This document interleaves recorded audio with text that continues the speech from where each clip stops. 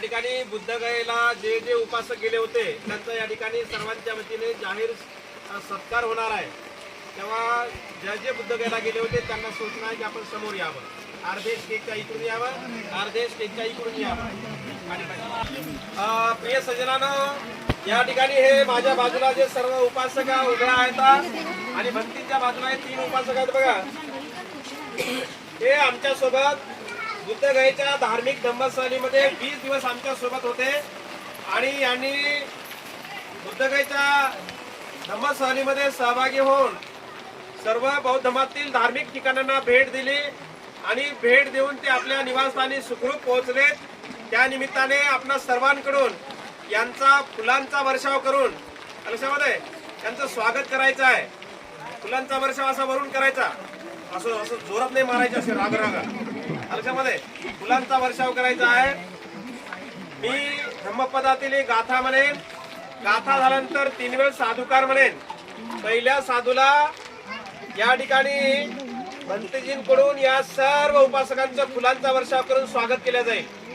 दुसऱ्या साधूला आपणा सर्वांकडून या उपासकांचं या ठिकाणी फुलांचा वर्षाव करून त्यांचं स्वागत करायचं आहे आणि तिसऱ्या साधूला आपण सर्वांनी टाळ्यांचा गजरा करून या सर्वांना शुभेच्छा द्यायच्या आहेत। सप पाप सकरणं कुशल सौपसंपदा सचित परियोदपनं हितं बुद्धानुशासनं साधु साधु साधु।